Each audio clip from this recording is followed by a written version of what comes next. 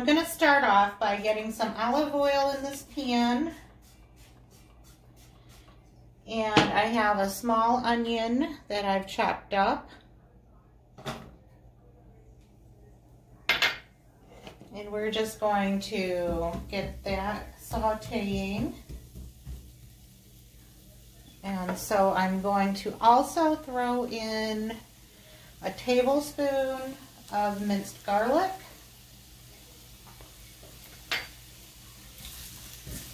And just give that a swirl. Oops, man overboard.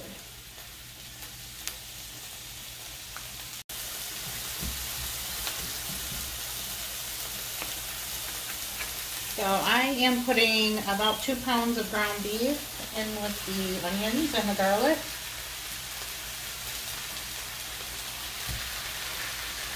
And we're just going to get those all cooked together.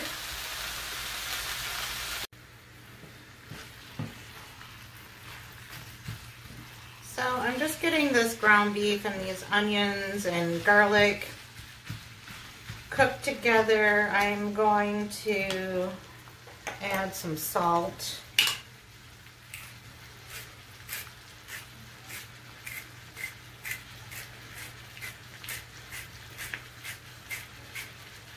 And I'm going to add some pepper.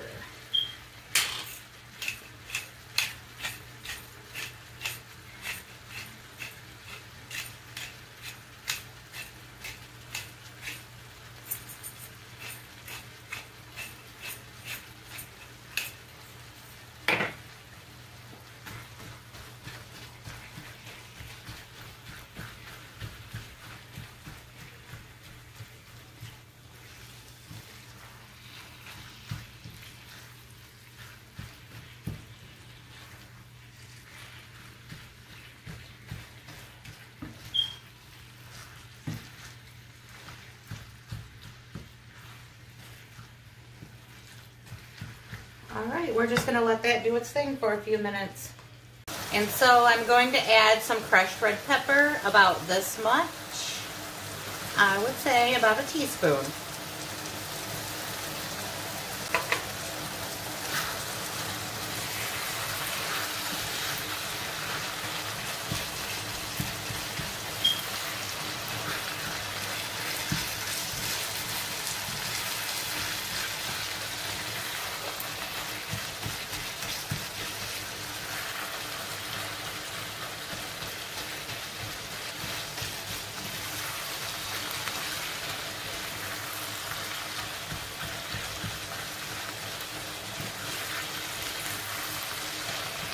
And I have some hamburger buns that I took out of the freezer, and by the time everybody gets home later, they'll be ready and thawed out. They'll be able to just grab and go. It'll make life easier for them and for me, because I'm not sure if I would be prepared for the kind of mess that I might come home to. I'm just kidding. My husband's really good about cleaning up after himself and the rest of us. So, oops. Man overboard. Alright, so we're just going to let this finish cooking, and then I'll drain off this grease, and then we'll start putting the sauce in. So I've drained, and I gave the meat a little bit of a rinse. I don't want any extra grease in this, so that's why I gave it a quick rinse in the sink. And I'm just getting all those little onions out of there. So we're gonna put that back in here and start adding the sauces. Make sure that the meat is chopped up really fine.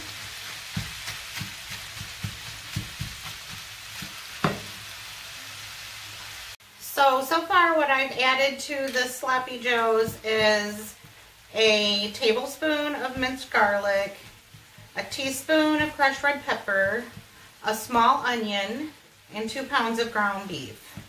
And so I'm getting ready to add a 1/3 cup of brown sugar. And I'm going to add about a cup of ketchup and a tablespoon of yellow mustard and some Worcestershire sauce. Worcestershire, the stuff. Okay, I'm going to start with the ketchup. It's coming out runny, but that's all right. The liquid is fine, and I'm gonna keep it up there because I'm not sure. Usually I eyeball it, but I've had some friends ask for the exact recipe. So we're gonna start with this little dish here. And then I'm going to do the mustard next. How fitting that I have a yellow measuring spoon for my yellow mustard.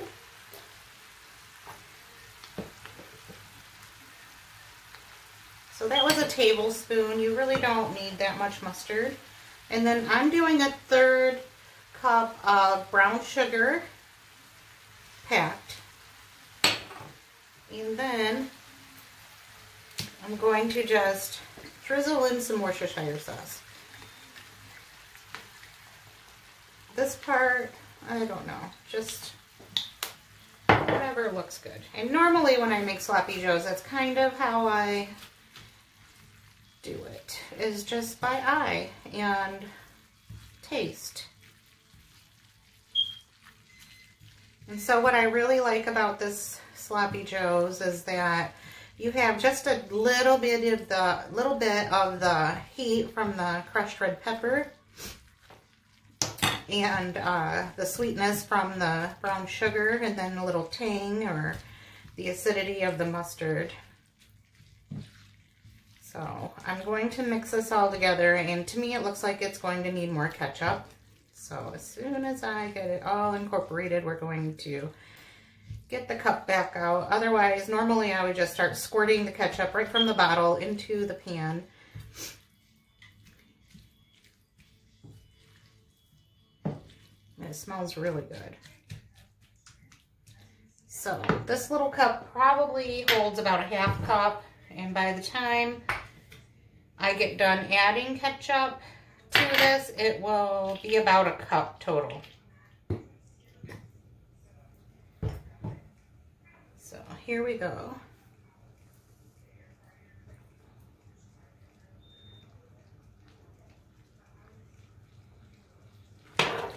That should do it.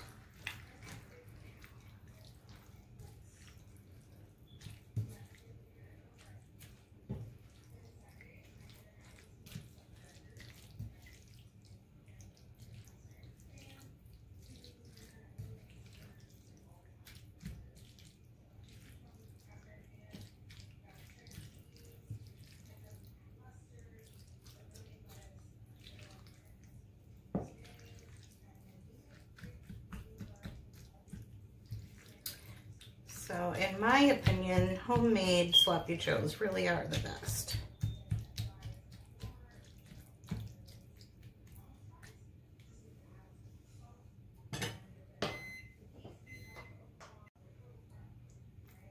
And so I'm just going to come in and get a taste of this just so I can see if it needs anything.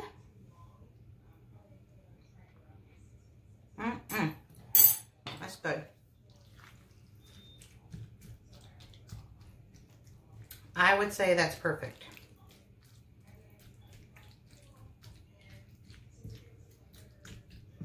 And so I'm just going to let this simmer for a little while and just let that meat and that sauce just marry together and get all tasty. And then since it's now noon, I may have one for lunch before I leave for work. And then just have Bill make some French fries or something to go with it for him and Cameron for dinner. And that's it. That's our what's for dinner for today. Just some sloppy joes.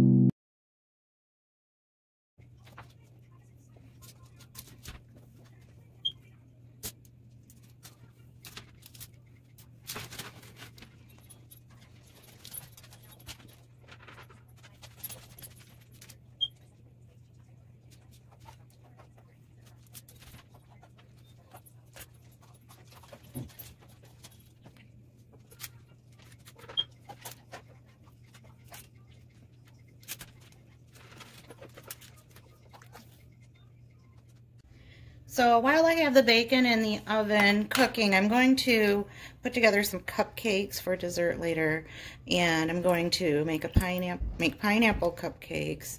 So I'm adding pineapple to the actual cake batter, but I don't want to throw out the pineapple juice. I want to add this in place of the water. So I'm trying to mash it down and get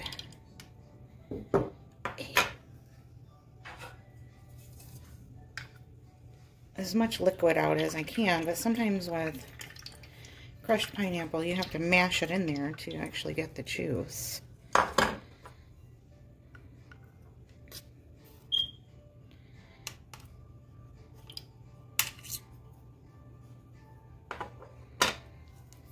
Maybe with my fingers. I always seem to make the biggest messes when I try to do anything. So we're just going to go with that. And then I'll add water to make 1 cup. So I'm using this Duncan Hines cake mix. And it calls for 3 eggs, a cup of water, and a 1/3 cup of oil. So I'm going to add my cake mix and my oil, and then to do that I'm just going to use my measuring cup that I had the oil in.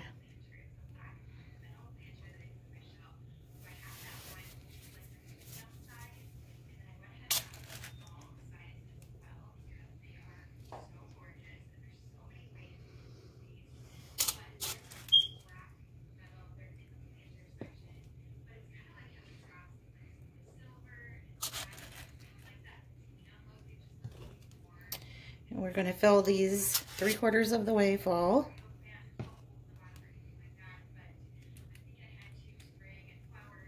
There I go, making a mess again.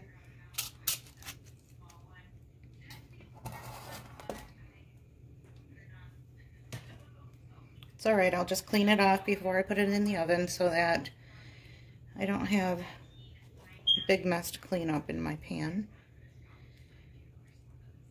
And I'm going to kind of overfill them just so I can get some really huge cupcakes.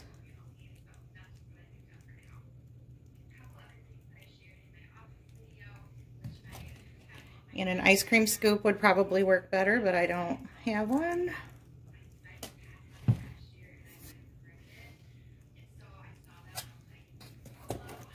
Alright, so these are going to go in the oven at 350 like the box says.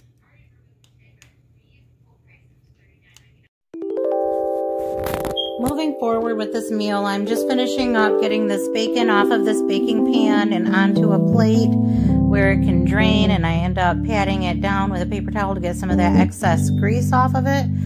I don't know about you, but in my house, whenever I make bacon, kids just seem to come out of the woodwork. Everybody wants to sample and taste. So I always make a lot of bacon so that after everybody picks on it, I still have enough left for what I'm actually trying to make. And I mean, like, kids come from everywhere, even the ones that don't even live with you anymore. Right, Grant? And so here is a quick shot of the ingredients I used in my soup.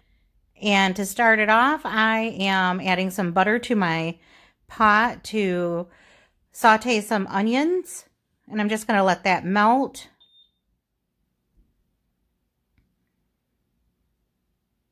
And I'm going to throw in a small chopped onion, as well as some thinly sliced carrots. I use the baby carrots because that's what I had. And I just chopped them thin. I wanted to get them softened up before they go into the soup. So then I added some minced garlic. I went a little bit heavy with it because usually we like garlic, but I think maybe I did a little too much this time. I did about 2 tablespoons, and I probably should have dialed it back to 1 tablespoon, but it still turned out great. And then I'm going to put some salt in there and some pepper.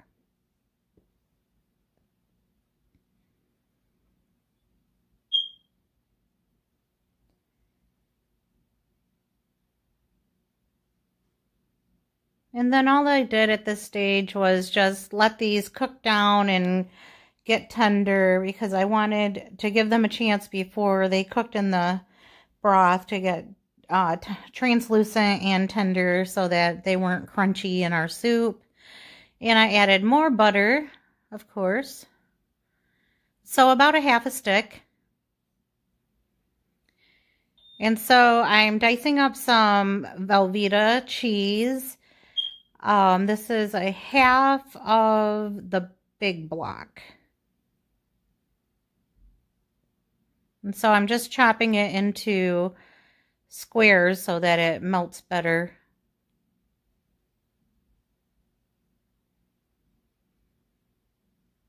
And so you don't want to forget about your onions and your carrots and keep your heat turned down. I am using some frozen broccoli in the soup because I did not get my order of fresh broccoli from Walmart. So I'm using what I have, and I'm adding a whole box of chicken broth.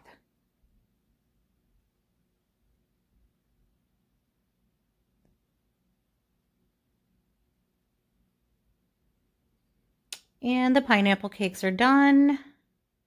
So we'll set those aside while we're working on the soup.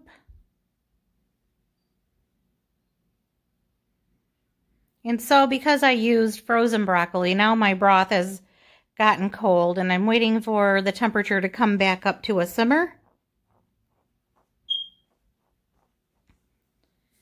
I don't want to add my cream and cheese at this point because it just won't melt because it's gotten cold from the frozen broccoli. And I actually forgot that I had the camera on, so I was recording a pot just sitting here for quite some time before I realized.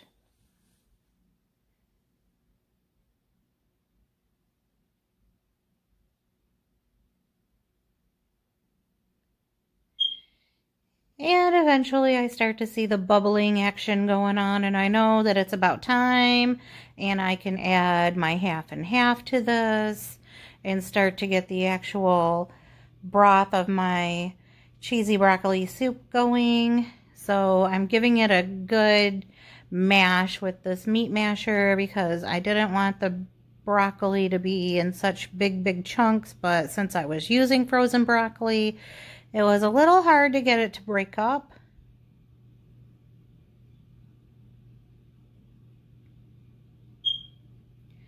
So I had a larger container of half and half, and I had used half of the container on another meal, so I just finished it off. So about a half a container went into the soup. And then I'm still trying to mash down that broccoli. Just a little. And then I'm adding the chunks of Velveeta. So I know that in the past I've used other cheeses, and I kind of feel like you can use whatever cheese you like. And in my house, the guys like Velveeta, and I want to feed them the foods that they love, so that's what I used. And I'm also putting in a half of this 2-pound bag or 2-cup bag of cheese. And so about 1 cup of sharp shredded cheese.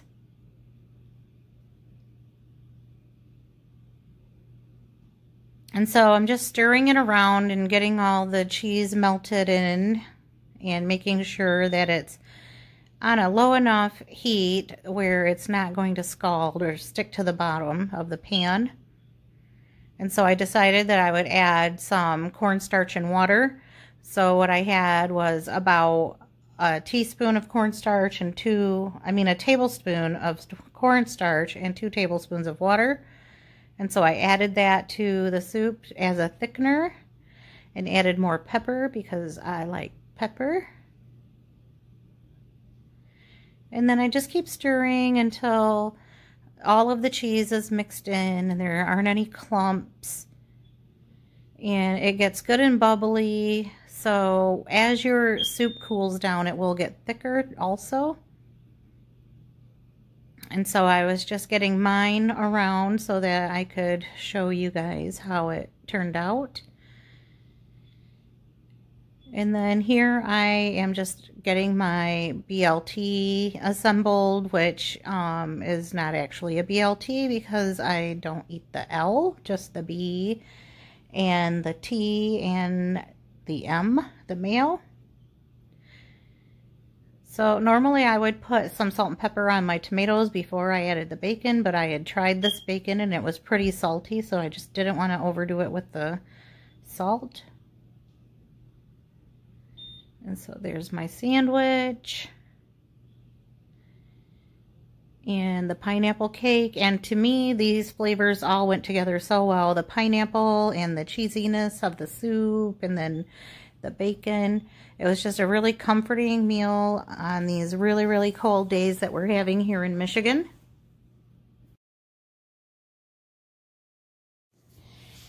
In this last video, all I'm doing is showing you how I made up some sausage, egg, and cheese biscuits and threw some hash browns into our deep fryer for breakfast for dinner. And I just served it up with some yogurt, and that was it for a fast and easy dinner that took very little time to put together and was just really satisfying.